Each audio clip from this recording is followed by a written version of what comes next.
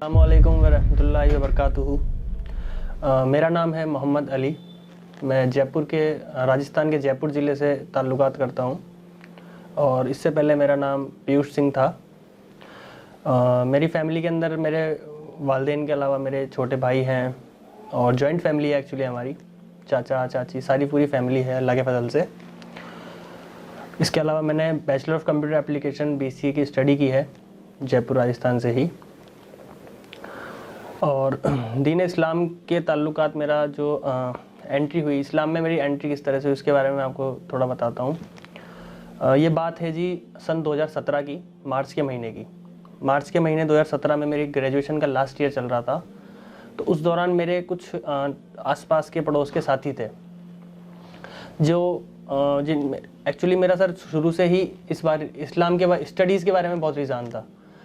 जैसे जो भी इस्लामिक स्टडीज़ हो गई या क्रिश्चियनिटी के ऊपर स्टडीज़ हो गई। मैं 6 महीने तक सर मैंने क्रिश्चियनिटी के बारे में भी स्टडी की है। 6 महीने तक मैं रेगुलर चर्च भी गया हूँ। मैंने उनको पूरा उनका मसलक, उनका धर्म, सब चीज़ देखी है। काफ़ी चीज़ें मैंने देखी, लेकिन आखिरी जो मेरा कंक्लूज़न निकला वो यही निकला कि अगर इंसान को इस दुनिया और आखिरत में कोई मुकाम हासिल हो सकता है तो सिर्फ़ और सिर्फ अल्लाह तबारक व तआला की कृपा और आशीर्वाद से ही हो सकता है। इसमें कोई दो राय नहीं है। और इस्लाम ही एक वाहिद रास्ता है जो आपको जन्नत की तरफ ले जा सकता है। बहरहाल ये सब स्टडीज़ मेरी चल रही थी। मैं पढ़ रहा था इस्लाम के बारे में, नबी पाक की सीरत और हमारे जितने भी अंबिया आ चुके हैं उनके बारे में पढ़ना, हज़रत अली की जीवनी पढ़ना, उनकी कैसे बर्थ हुई, कैसे उनकी अलग अलग जगह लड़ाइयाँ हुई, इन सब चीज़ों के बारे में पढ़ना। इसी को आप कह सकते हैं कि धीरे धीरे मेरा इस्लाम की तरफ इंटरेस्ट बढ़ता गया। और एक वक्त ऐसा आ गया जब मुझे लगने लगा कि कोई भी चीज़ है, कोई भी मूर्ति है, कोई भी तस्वीर है जिसे हम इंसान अपने हाथों से बनाते हैं, वो कैसे हमारी हिफाजत कर सकती है, कैसे हमारी रक्षा कर सकती है। क्योंकि अगर आज मैं उस मूर्ति का कुछ भी उसको इंजर्ड कर देता हूँ या किसी भी तरीके से तकलीफ़ पहुँचाता हूँ तो जाहिर सी बात है वो मुझे तकलीफ़ नहीं पहुँचा पाएगी वहाँ पे।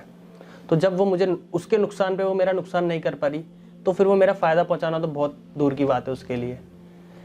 उसके बाद में मैंने और ज़्यादा जब डिटेल में पढ़ा तो मैंने देखा कि अर्थववेद और काफ़ी सारे ऐसे वेदास हैं हमारे हिंदू धर्म के पुराने, जिसके अंदर हमारे नबी अकरम सल्लल्लाहु अलैहि वसल्लम का जिक्र है। हाँ, ये हो सकता है कि कुछ नाम में फेरबदल हो, उनके वंश के नाम में फेरबदल हो, उनकी लोकेशन के नाम में फेरबदल हो, लेकिन ऐसा नहीं है कि बिल्कुल अवेलेबल ना हो, अवेलेबल है।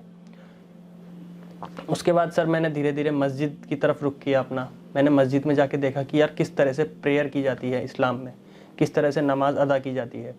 शुरुआत में मेरी प्रेयर ऐसे हुआ करती थी कि जब सब लोग रुकू में होते थे तो मैं खड़ा हुआ होता था, जब सब सजदे में होते थे तो मैं रुकू में होता था। काफ़ी प्रॉब्लम फेस करनी होती थी, लेकिन धीरे धीरे अल्लाह के फजल से ये चीज़ मैंने सीखी। अब हुआ यूँ कि बोलना तो नहीं चाहिए लेकिन मैं फिर भी आपको बताता हूँ। हमारी ही एरिया के कुछ मुस्लिम समुदाय के लोगों ने, जहाँ पे मैं नमाज अदा करने जाता था, धीरे धीरे उन लोगों ने ही मेरी फैमिली को कंप्लेंट करना शुरू किया कि आपका लड़का हमारी मस्जिद में नमाज़ पढ़ता है। अब मेरे जो पिताजी हैं, फादर हैं, वो मीडिया पर्सन है, मीडिया से रिलेटेड पर्सन है। हमारी फैमिली की उस एरिया में काफ़ी अच्छी रेपुटेशन है। तो उन्होंने कहा कि अनूप जी आपका लड़का फ़लाँ मस्जिद में, हमारे नज़दीक में एक मक्का मस्जिद है, वहाँ पे उन्होंने कहा कि आपका लड़का मक्का मस्जिद में नमाज़ पढ़ता है।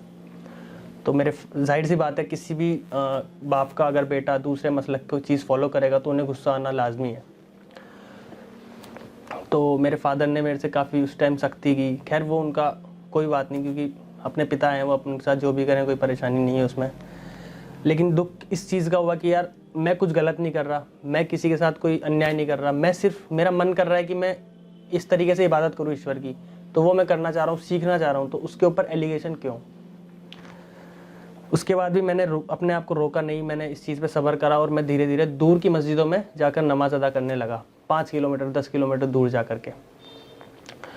एक दिन ऐसा आया हज़रत कि एक तबलीग जमात से जुड़ी हुई एक कम्युनिटी हमारी एक मस्जिद में आई हुई थी। असर की नमाज का वक्त था, तो नमाज़ अदा करने के बाद उस मस्जिद में मैं रेगुलर नमाज़ अदा करता था। मैंने ये डिसाइड कर रखा था कि मुझे फ़जर किस मस्जिद में पढ़नी है, ज़ोहर किस में, असर किस में, मगरिब किस में, इशा किस में। तो असर की नमाज़ के बाद में मैं बयान के लिए उन्होंने सबको इकट्ठा किया, दावत दी, तो मैं भी बैठ गया। तो उन्होंने मुझसे ये कहा कि आप भाई अक्सर ये इस मस्जिद में देखे जाते हैं।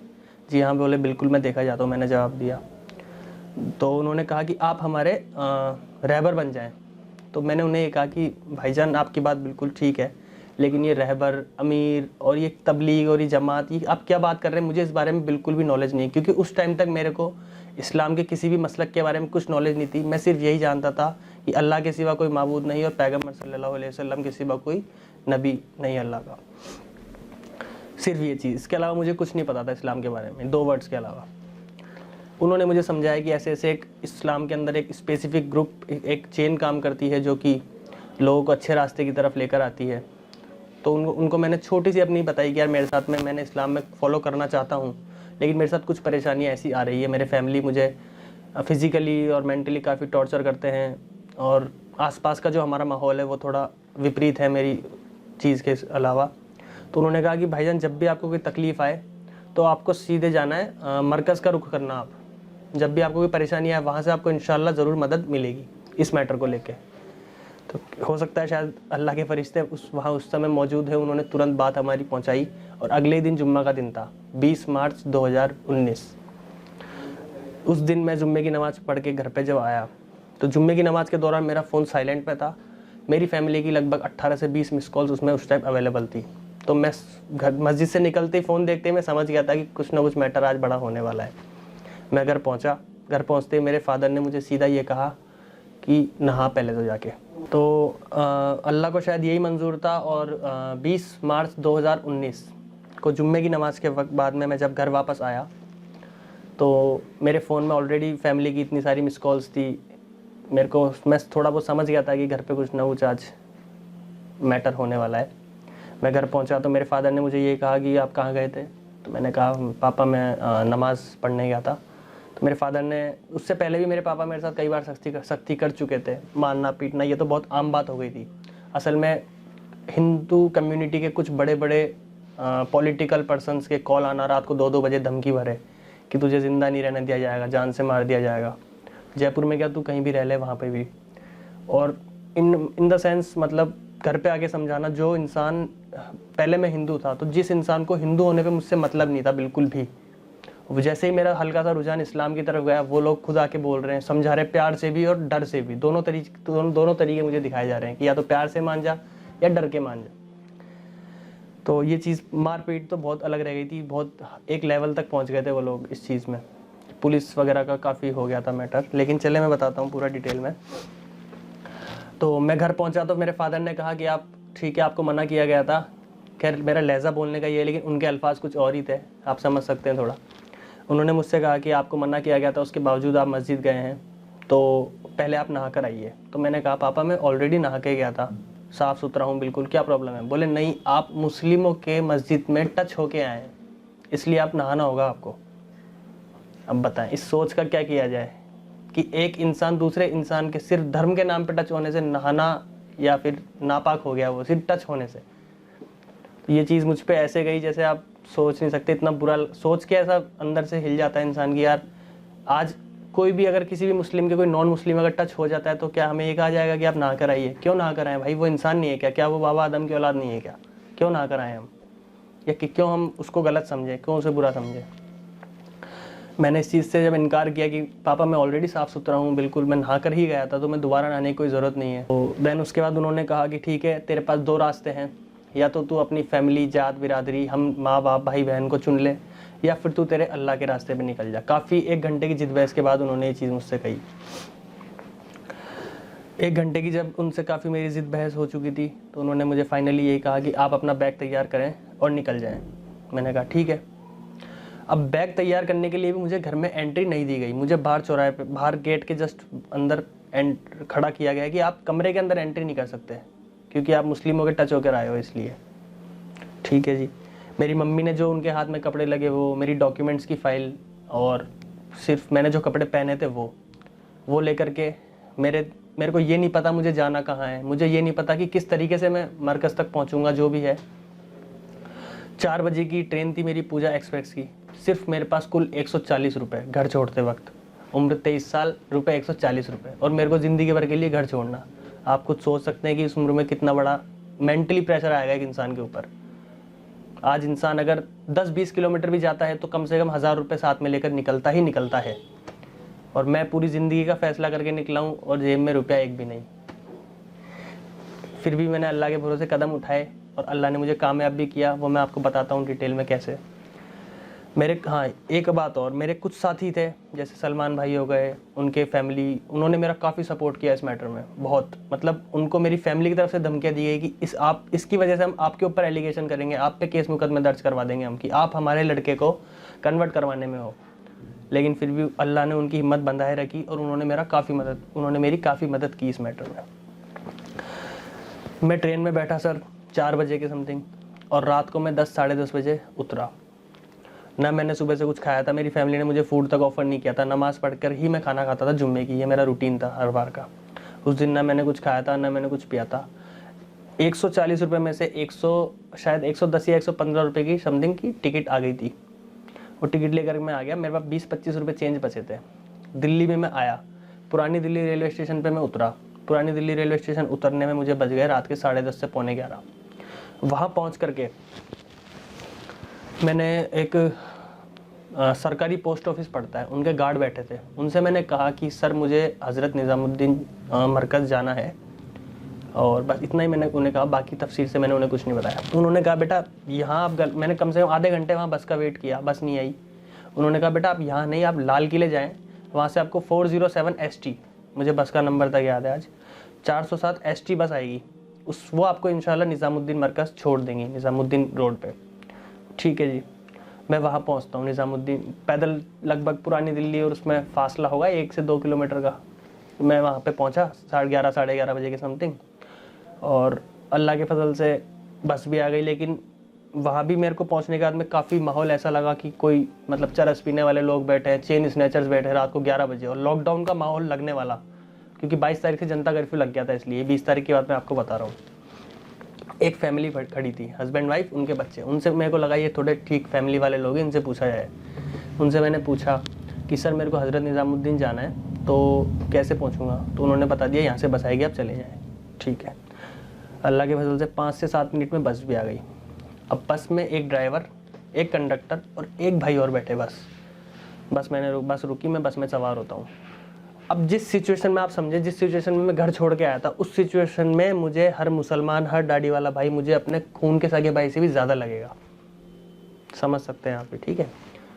अब अल्लाह को शायद थोड़ा इम्तहान लेना वहाँ पे मंजूर था, इसलिए उन्होंने शुरू करा मेरा इम्तहान लेना वहाँ से। उस दाढ़ी वाले भाई से मैंने ये कहा कि भाई मुझे एक्चुअली मुझे पता नहीं था कि कहाँ पे हज़रत निज़ामुद्दीन एक्चुअली पड़ता है, क्योंकि निज़ामुद्दीन पूरी एक बस्ती का नाम है, उसमें से वो पर्टिकुलर स्पेस, उस पर्टिकुलर जगह कौन सी है जहाँ पे मुझे जाना है। मैंने उन्हें कहा कि यार मेरे को मरकज़ निज़ामुद्दीन जाना है, बंगले वाली मस्जिद। बोले ठीक है आप भाई, कोई दिक्कत नहीं, आप मेरे साथ चले, मैं आपको छोड़ दूंगा इंशाल्लाह। बस में मैंने उन्हें थोड़ा बहुत मेरे बारे में बता दिया कि मैंने यार ऐसे ऐसे मैं इस्लाम फॉलो करता हूँ और इस्लाम कबूल करना चाहता हूँ। बोले ठीक है।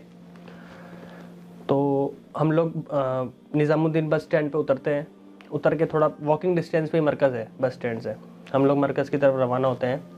तो उन जनाब का बिहेवियर ऐसा था, आपको क्या बताऊं मैं। वहाँ के जो यतीम भिखारी बैठे थे उनसे वो बदतमीज़ी से, साफ शब्दों में तो गाली बक के बात कर रहे थे, उनसे पैसे छीन रहे थे। एक इतनी अच्छी माशाल्लाह उन्होंने दाढ़ी रखी हुई, सुन्नती लिबास पहना हुआ है, और उनकी हरकतें ऐसी, तो तुरंत दिमाग में एक चीज़ जाती है कि यार इस्लाम तो बुरा नहीं है, बुरे हैं आज के मुस्लिम जनरेशन।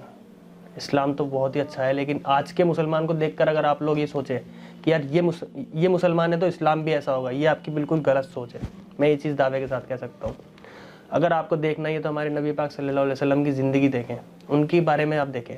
अगर आप आज के मुस्लिम, मैं अपने आप को भी अच्छा नहीं बता रहा, अगर आप आज के मुस्लिम बड़े से बड़े मौलाना हो या छोटे से छोटा बच्चा हो, उनको देखेंगे तो आप परफेक्ट इस्लाम नहीं देख पाएंगे कभी भी। परफेक्ट अगर इस्लाम देखना है तो हमारे नबी की ज़िंदगी आप देखें, कुरान शरीफ और हदीस देखें आप।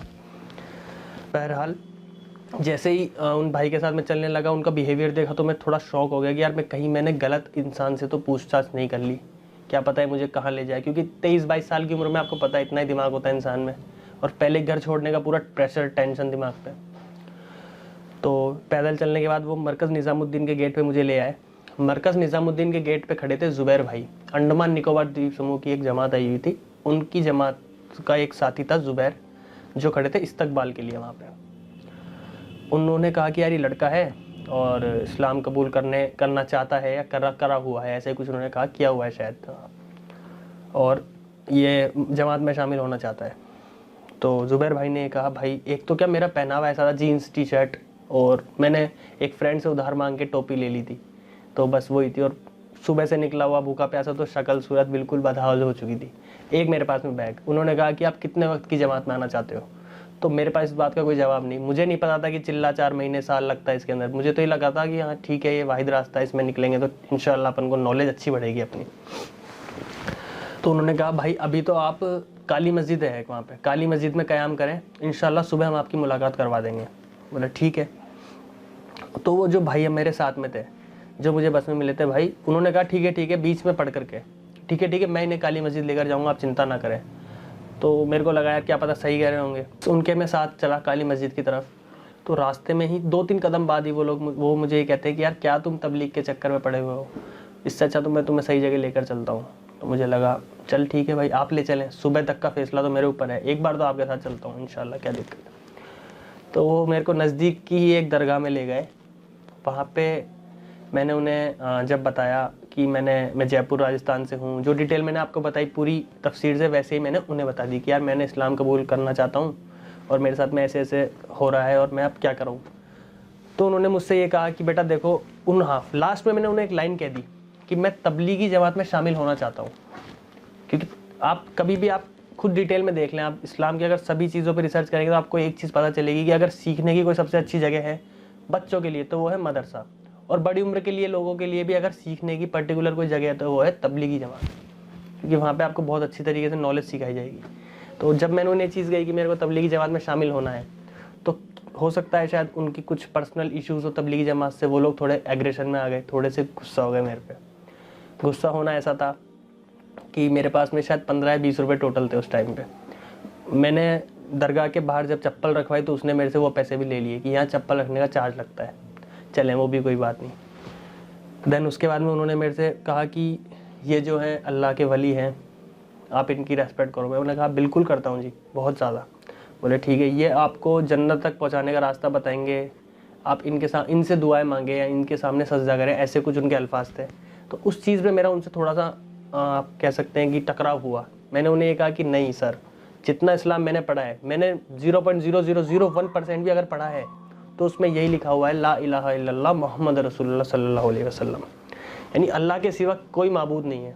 अगर मुझे अल्लाह के सिवा किसी को माबूद मानना होता तो 33 करोड़ देवी देवता मेरे पास ऑलरेडी अवेलेबल है।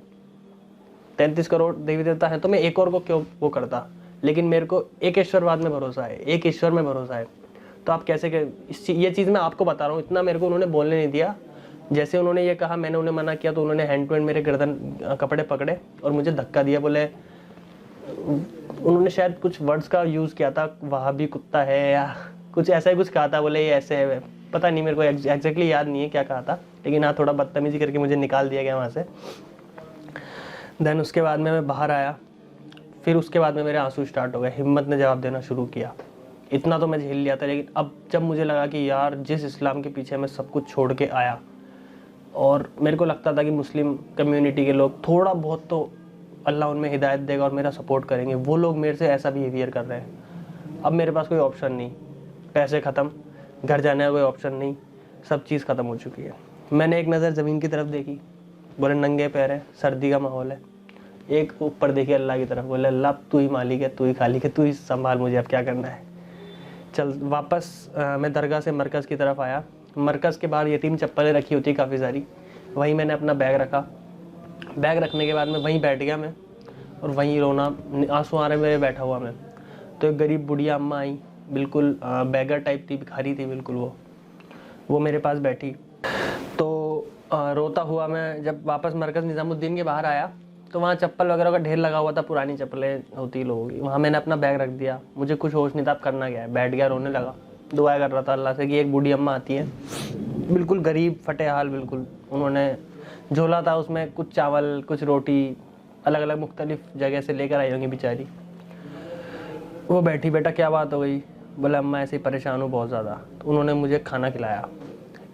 आप खुद सोचे, एक टाइम वो था, अहमदाबाद में मेरी जॉब है लेंस कार्ड कंपनी में, काफ़ी अच्छी मेरी सैलरी है, वहाँ पे मैं अहमदाबाद की सबसे अच्छी से अच्छी होटल में मैं खाना खा रहा हूँ, और एक टाइम ये है। कि मैं एक गरीब बुढ़िया, बिल्कुल ओरिजिनल ऑथेंटिक भिखारी जिसे आप कह सकते हैं, उनके साथ बैठ के खाना खा रहा हूँ। तो आप लेवल देखिए, मतलब एक इम्तिहान का लेवल आप देखिए। एक तो दुनिया, जब मैं दुनिया की दौड़ में था, दुनिया हासिल करना चाहता था, तो दुनिया आ रही थी मेरे पास में, यानी मैं दुनिया में तरक्की धीरे धीरे कर रहा था। लेकिन जैसे ही मैं दीन की तरफ आया, इस्लाम की तरफ आया, तो अल्लाह इम्तहान लेते हैं, बेशक लेते हैं, लेकिन अब वही चीज़ है कि उस टाइम तो ऐसा था, वो निवाले भी मुझे ऐसे लग रहे थे सोने की प्लेट में, क्योंकि किसी का भी साथ मिलना, किसी का भी सपोर्ट मिलना उस टाइम बहुत बड़ी बात थी मेरे लिए। तो मैंने उनके साथ में 2 निवाले 3 निवाले खाए होंगे। देन उसके बाद में मरकज़ निज़ामुद्दीन के गेट पे 2 घंटे बाद में इस्तकबाल की ड्यूटी चेंज हो चुकी थी। वहाँ पे मौजूद थे इलियास भाई, नागौर डिस्ट्रिक्ट के, राजस्थान के। तो उन्होंने पूछा भाई क्या बात हो गई। तो मैंने कहा कि हज़रत मैं इस्लाम फॉलो करता हूँ और मेरे को देखिए तबलीगी जमात में शामिल होना है, और तबलीगी जमात में शामिल होने के लिए आप मुझे एंट्री दें यहाँ पे, या फिर मेरे को सिर्फ कुछ नहीं करना, आप मुझे रात बिताने की जगह दे दीजिए, और सुबह जो भी आपके मौलाना हैं जो भी आपके मौलाना हैं उनके सुपर्द आप मुझे कर दीजिएगा। तो उन्होंने कहा है देखिए ऐसे हम एंट्री नहीं देते, क्योंकि वहाँ पे एक तो क्या मुख्तलिफ जमात जो आती है प्रॉपर उसे एंट्री दी जाती है, दूसरी चीज़ एक पहनावे का भी फ़र्क पड़ता है, क्योंकि दिल्ली जैसी सिटी है जहाँ पर कि आप बुरा मत मानिएगा अगर आप दिल्ली से हैं, तो थोड़ा चोर वगैरह का मैटर, थोड़ा मतलब आप समझ सकते हैं, थोड़ा माहौल यहाँ का थोड़ा सा नेगेटिव है, आप बुरा मत मानिएगा दिल्ली से हैं तो इस वजह से शायद उन्होंने मुझे मेरा हुलिया देख के मना किया होगा कि नहीं आप अंदर नहीं आ सकते। लेकिन उनके दिल में अल्लाह ने शायद थोड़ी सी मेरे लिए रहमत जगाई होगी, उन्हें मेरे पे थोड़ा सा रहम आया, थोड़ा सा उन्हें दया आई। तो उन्होंने कहा ठीक है आप एक बार अंदर आके बैठिए। मरकज़ निज़ामुद्दीन में एंट्री करते ही लेफ्ट हैंड पर सीढ़ियाँ पड़ती है, उन्होंने मुझे वहाँ बैठाया। मैंने मेरी 8th क्लास से लेकर के ग्रेजुएशन तक की सारी marksheets, Aadhaar card, PAN card, passport, PAN ID card, PAN वगैरह जितने ID कार्ड मेरे पास थे, सारा बैगेज उनके हाथ में दे दिया। बोले अगर आपको यकीन ना हो तो ये सारे डॉक्यूमेंट्स आप रख लीजिए, मैं हिंदू, मेरे डॉक्यूमेंट्स हैं, मैं फॉलो करता हूँ इस्लाम, अगर आपको लग रहा है कि मैं कोई चोर उचक्का हूँ, ये मेरा मोबाइल है, ये भी आप रख लीजिए, मुझे रात गुजारने की जगह दे दीजिए, और सुबह मुझे आप मौलाना साहब जो भी है, मैं नहीं जानता था हज़रत जी मौलाना साहब दामद बरकातुहूम यहाँ के अमीर हैं, और तबलीगी जमात इतना बड़ा संगठन है, ये चीज़ मुझे नहीं पता थी। तो उनको थोड़ा यकीन आया, उन्होंने 2-4 बड़े और थे साथी, उनको बुलाया वहाँ पे। देन उन्होंने उनसे कहा कि यार ये ऐसे ऐसा एक मैटर है। तो उन्होंने उस टाइम मुझे सोने के लिए बिस्तरा दिया, खाना खिलाया, सबसे पहले ईशा की नमाज़ के लिए पूछा, ईशा की नमाज़ मुझसे पढ़वाई गई, खाना खिलाया, सोने के लिए मुझे बिस्तरा दिया, काफ़ी अच्छा सलूक किया।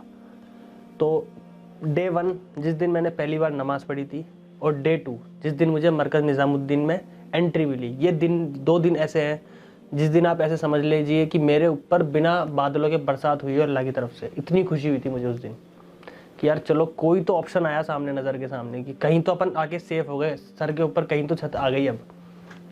देन उसके बाद में रात को मेरे को अब इतनी खुशी हो रही कि रात को नींद भी नहीं आई उस दिन मुझे। सुबह हुई, फजर में फिर नमाज़ पढ़ी हमने सब ने, वहाँ पे नमाज़ अदा की, सब लोग मुझसे मिलने आए, सब लोगों से मुलाकातें हुई वहाँ पे मेरी, सबको मैंने अपने बारे में बताया कि मैं यहाँ से हूँ, मेरे साथ पिछली रात को ऐसे ऐसे हुआ है, जो दरगाह शरीफ थी वहाँ की तरफ से मेरे से थोड़ी प्रॉब्लम आई है।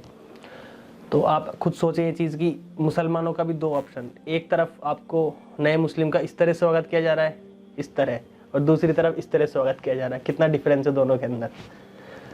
तो उसके बाद में बड़े बड़े काफ़ी हमारे मौलाना थे, मौलाना चिरागुद्दीन साहब और मौलाना शमशेर साहब आई थिंक, और मौलाना आशिक इलाही साहब, इन सब से मेरी मुलाकात हुई, सब ने मुझे बहुत अच्छी से बातचीत की।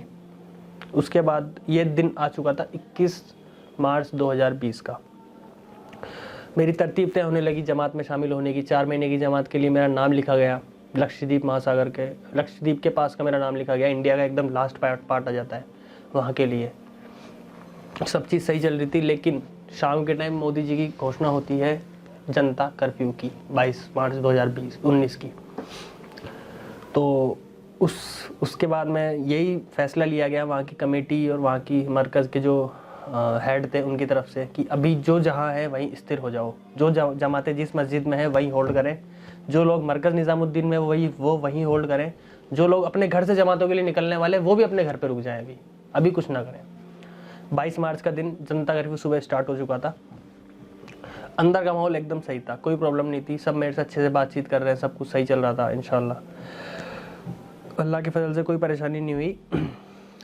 धीरे धीरे हमको ये खबर आने लगी कि न्यूज़ पे और ये सब चीज़ दिखने लगी कि ऐसा एलिगेशन हमारे ऊपर लगाया गया कि तबलीगी जमात ने कोरोना वायरस को इंडिया में एंट्री दी है।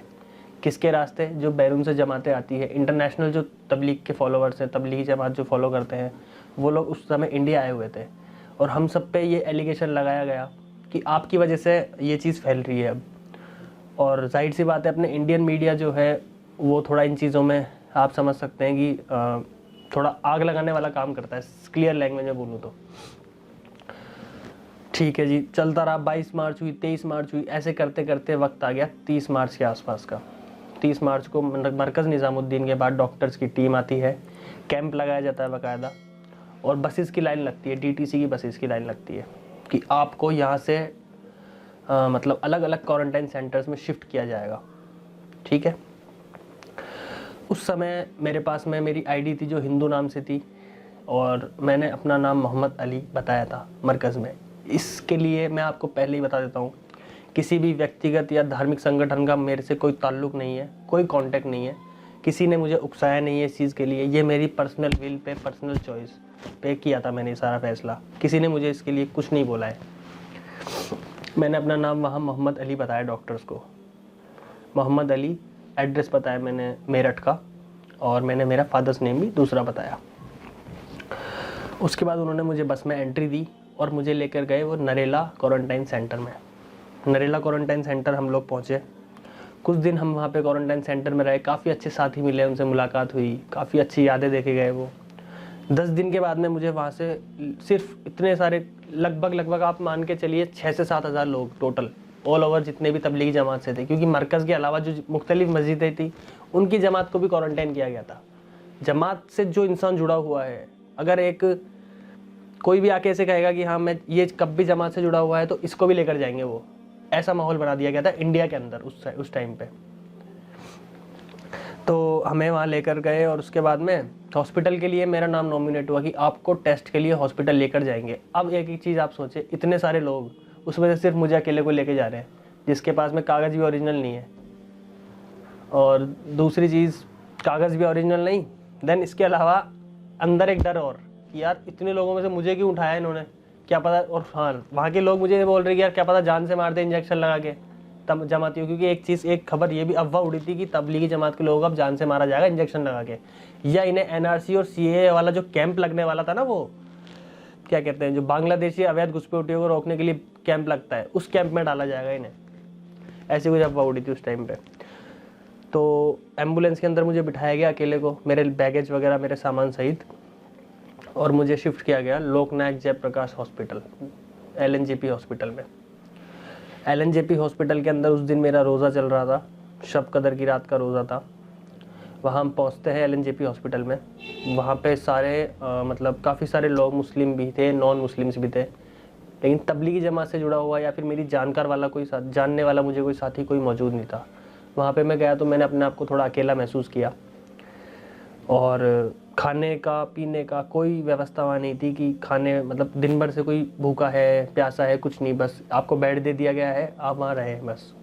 चारों तरफ ऐसा गम का माहौल था। कोरोना पॉजिटिव पेशेंट्स थे। मेरे पास में मेरी रिपोर्ट्स है, मेरे 4 बार 3 बार टेस्ट हुए, हर बार मेरी रिपोर्ट नेगेटिव आई है। तो एक वार्ड है मान लीजिए जहाँ पे 10 पेशेंट एडमिट है, 9 कोरोना पॉजिटिव है और 1 कोरोना नेगेटिव है। अगर वो कोरोना नेगेटिव पेशेंट उन 9 के साथ रहेगा तो जाहिर सी बात है वो ऑलरेडी ऑटोमेटिकली पॉजिटिव हो जाएगा जम्स फैल के। तो वहाँ पे मुझे रखा गया, लेकिन अल्लाह की ऐसी हिफाजत रही कि मेरे को कोरोना टच नहीं किया बिल्कुल भी। उसके बाद में 2 या 3 दिन तक मैं लगातार भूखा प्यासा रहा, खाना वगैरह हमें प्रोवाइड नहीं किया गया, और इस वजह से मेरे शरीर में काफ़ी कमजोरी आ गई, बेड से मेरा उठना तक मुश्किल हो गया। फिर एक गुजरात की जमात थी, उनको भी वहाँ पे लेकर आए हॉस्पिटल में। तो उनका वहाँ पे उसमें एक लड़का था, दानिश नाम है उसका, सूरत का रहने वाला। उससे मेरी दोस्ती हुई, काफ़ी अच्छा रिलेशन बना। हम लोग दोनों ने मिलकर सर्वाइव करना शुरू किया वहाँ पे। औरों को, बुज़ुर्ग जमाती थे, उनको थोड़ी हिम्मत दिलाना शुरू की। काफ़ी ठीक, थोड़ा 2-4-5 दिनों में ठीक ठाक माहौल वहाँ पे क्रिएट किया।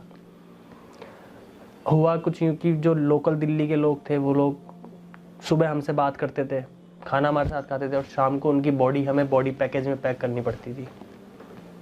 हमारे साथ कोई लेटा हुआ है, थोड़ी देर में उसकी सांसें चल रही है और थोड़ी देर बाद में हाफ करके सांसें ख़त्म। ऐसे माहौल हमने देखा वहाँ पर ब्लॉक नायक हॉस्पिटल के अंदर। क्या बताया जी। उसके बाद में देखिए कोरोना टेस्ट हमारे शुरू हुए, कोरोना टेस्ट हमारे नेगेटिव आए। हम लोगों को धीरे धीरे करके वापस क्वारंटाइन सेंटर शुरू किया शिफ्ट करना। तो सबको अलग अलग जगह लेकर गए, मुझे लेकर गए Sultanpuri quarantine centre. Sultanpuri quarantine centre में जब लेकर गए तो वहाँ पे भी हमारा सारा डॉक्यूमेंटेशन हुआ, सारी चीज़ कंप्लीट हुई। लेकिन आप एक चीज़ समझिए, इंडियन गवर्नमेंट का एक छोटी सी आपको कमी बताता हूँ इस पूरे इंसिडेंट में। ये लगभग 70 दिन तक इंसिडेंट चला था तबलीगी जमात का, और इसमें एक छोटी सी कमी बताता हूँ आपको। तबलीगी जमात के जो भी मेंबर्स थे, उन्होंने जो अपना नाम बताया वही नाम उन्होंने गवर्नमेंट रजिस्टर में दर्ज किया बिना किसी आईडी प्रूफ के, आइडेंटिफिकेशन के। मैं अपना नाम अब्राहम लिंकन बता रहा हूँ तो मेरे पास अब्राहम लिंकन का आधार कार्ड या कुछ आईडी तो होनी चाहिए ना। मैंने अपना नाम मोहम्मद अली बताया, आपने लिख लिया, ऐसा कैसे पॉसिबल है? आपको आईडी चेक करनी थी, या तो आप डे 1 पे मरकज़ निज़ामुद्दीन के गेट पे ही मेरी आईडी चेक कर लेते, तो इतना सब कुछ क्रिएशन होता ही नहीं। वो मैं आपको बताता हूँ। सुल्तानपुरी हम लोग आ गए, सुल्तानपुरी हम लोग रहे 1 महीना। 1 महीना रहने के बाद हमारे 2 या 3 वहाँ पे टेस्ट हुए, टेस्ट नेगेटिव आए, हमको डिस्चार्ज के लेटर मिलने वाले थे। मेरे सारे साथियों को धीरे धीरे डिस्चार्ज के लेटर मिलते गए। सब लोग, कोई कश्मीर की जमात के थे वो वहाँ से अपने घर जा रहे हैं, गुजरात वाले अपने घर जा रहे हैं, एमपी वाले, यूपी वाले, तेलंगाना वाले, सब अपने अपने डिस्ट्रिक्ट पहुँच रहे हैं। सबसे लास्ट में नंबर आया मेरा। मतलब ऐसे समझिए आप 3-4 हज़ार लोग जब निकल गए तब जाके मेरा नंबर आया। इतना सब्र करवाया अल्लाह ने मुझे उस चीज़ में भी। उस दौरान फिर उन्होंने मेरे से ओरिजिनल आईडी तब मांगी, तो ओरिजिनल आईडी मैंने जब मेरी पीयूष नाम की दिखाई तो हो सकता है कि वहाँ के प्रशासन को कुछ इससे तकलीफ़ हुई हो, जिस वजह से उन लोगों ने मुझे कहा कि आपके ऊपर तो हम रासू का लगाएंगे, राष्ट्रीय सुरक्षा कानून का केस दायर किया जाएगा कि या तो आप ये बोल दें कि मरकज़ निज़ामुद्दीन या कोई और सामाजिक संस्था काम करती है लोगों को ज़बरदस्ती कन्वर्ट करवाने का, ब्रेन वॉश का, तो आपको हम क्लीन चिट दे करके आप जहाँ जाना चाहे जा सकते हैं। हमें कोई फ़र्क नहीं पड़ता आप इस्लाम फॉलो करते हैं या नहीं करते। हमें चाहिए ये मैटर, क्योंकि इनके पास इन प्रॉब्लम ये थी कि इन्होंने मरकज़ का मामला बढ़ा तो इतना दिया और प्रूफ इनके पास 1 रुपये का नहीं, तो इनको कुछ तो ऐसा चाहिए था कि किसी वजह से तो उसके ऊपर और एलिगेशन लगा सके हम। तो इस चीज़ से मैंने उन्हें मना किया, तो उन्होंने कहा कोई बात नहीं आपको, फिर हम इस तरीके से जेल वगैरह का मामला थोड़ा डराया करा, ये सब चीज़ें करी। लेकिन फिर भी मैंने अपने किसी भी चीज़, क्योंकि जाहिर सी बात है अगर सच होता तो मैं ज़रूर बताता, लेकिन मेरे इस्लाम कबूल करने में न मरकज़ निज़ामुद्दीन का हाथ है, न किसी इंडिविजुअल पर्सन का हाथ है, न किसी गवर्नमेंट ऑफिशियल का, न किसी संस्था का हाथ है। तो उसके बाद में उन्होंने मेरी फैमिली को कांटेक्ट किया कि आपका लड़का जिसका नाम पीयूष है वो यहाँ सुल्तानपुरी क्वारंटाइन में है। उस दौरान, उससे पहले मेरे फादर मेरी मिसिंग कंप्लेंट, गुमशुदगी की रिपोर्ट सदर थाना जयपुर में लिखवा चुके थे। तो मेरी फैमिली से मेरी बात करवाई गई। उसके बाद मेरी फैमिली ने मुझसे यह कहा कि बेटा 63 या 62-63 दिन हमको हो चुके थे वहाँ पे। मेरी फैमिली ने कहा, मेरे फादर ने, कि तू जिस चीज़ को फॉलो करना चाहता है उसे तू फॉलो कर, हमें कोई तकलीफ़ नहीं है। 27 रमज़ान मेरे वहाँ पे मुकम्मल थे, जेल में रहते हुए, क्वारंटाइन में रहते हुए, हॉस्पिटल में भी रहते हुए, सब चीज़ों में। तो उन्होंने मुझसे कहा कि मैंने उन्हें यही शर्त रखी कि पापा मेरे और कुछ नहीं चाहिए मुझे, 3 तो मेरे रोज़े बाकी है वो मुझे कंप्लीट कर देना, नमाज की पाबंदी मैं छोड़ूंगा नहीं, कुछ भी हो जाए जैसे। और अब मैंने सुन्नती लिबास इख्तियार कर लिया है, मेरी दाढ़ी बढ़ चुकी है, सुन्नती लिबास में पहनने लगा हूँ। तो इस चीज़ के लिए आप मेरे पे एलिगेशन नहीं लगाएंगे कि नहीं ये दाढ़ी क्लीन करवा ले, ये वो जो भी कुछ भी है। उस टाइम फ़ोन पे उन्होंने मुझे मेरी सारी शर्तें मानी, मतलब किसी तरह से मुझे ट्रस्ट में ले लिया। अब मैं भी उनका बेटा हूँ, है मेरे माँ बाप, तो फिर जाहिर सी बात है ट्रस्ट में आना लाजमी है, चाहे कितने ही वो कोई से भी धर्म के हों, कुछ भी हो, है तो माँ बाप ही मेरे। मैंने उन्हें बता दिया ठीक है आप आ जाएं, क्योंकि वहाँ की प्रशासन ने यह कहा था जब तक मोहम्मद अली पीयूष सिंह परमिशन नहीं देगा तब तक इसे इसके पेरेंट्स भी नहीं लेके जा सकते, क्योंकि मामला ही ऐसा पड़ गया था। फादर मेरे आते हैं, मदर मेरी आती है, उनके साथ 1-2 अंकल और आते हैं। वहाँ के एसडीएम साहब हैं, उनसे बात होती है। एसडीएम साहब से बात करके डॉक्यूमेंट्स तैयार करवाए जाते हैं कि मोहम्मद अली ही पीयूष सिंह है, पीयूष सिंह ही मोहम्मद अली है। एक एफिडेविट तैयार होता है, उस कोर्ट का नाम था, आई थिंक याद नहीं है मुझे, से सुल्तानपुरी पुलिस स्टेशन की बात है, बस ये याद है। डॉक्यूमेंट्स मेरे तैयार करवाए गए, मुझे जयपुर के लिए रवाना किया गया। 20 मई 2019 को जयपुर के लिए। 63 दिन टोटल हो चुके थे। 20 मई 2019 को मुझे रवाना किया गया जयपुर के लिए। उस दिन भी मेरा रोज़ा 27वां रमज़ान, मेरा वही लास्ट रमज़ान था बस। जयपुर जा रहे हैं हम लोग। पहले उनके जो फ़ोन पे सुर थे वो बिल्कुल चेंज हो चुके थे। अब वो लोग मुझे वापस से वही सेम कंडीशन मेरे सामने रख रहे थे कि तू नमाज कम कर देना, दाढ़ी सही करवा लेना, थोड़ी छटवा लेना।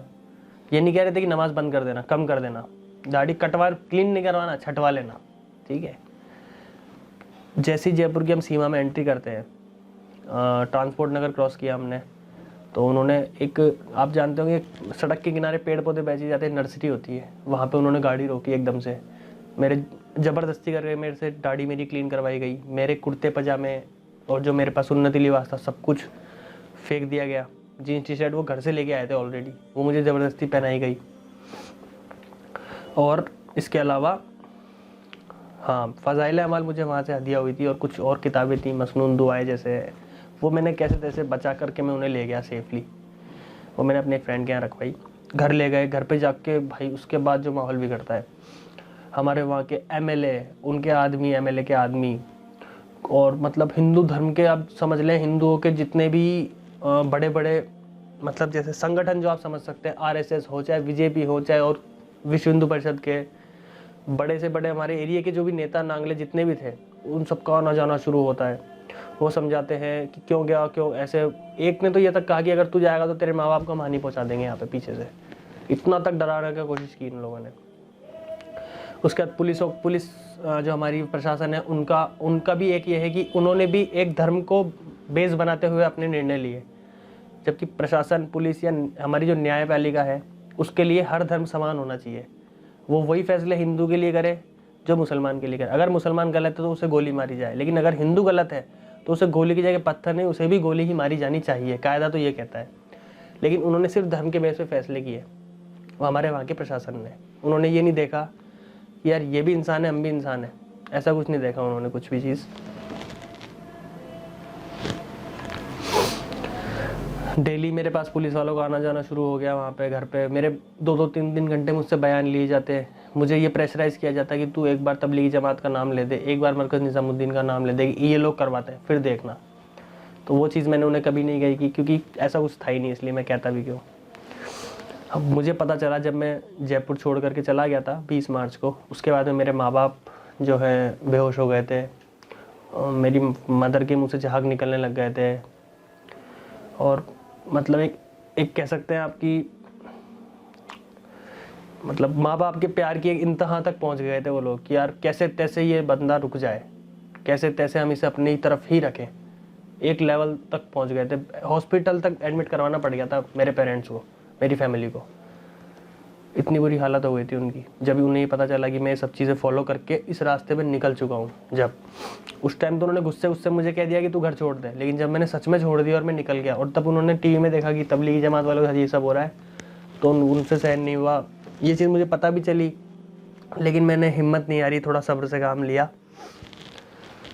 उसके बाद में मैं 3-4-5 महीने में वहाँ रहा हूँ लगभग। अब देख लीजिए आप, जून से 6 महीने है और जनवरी है।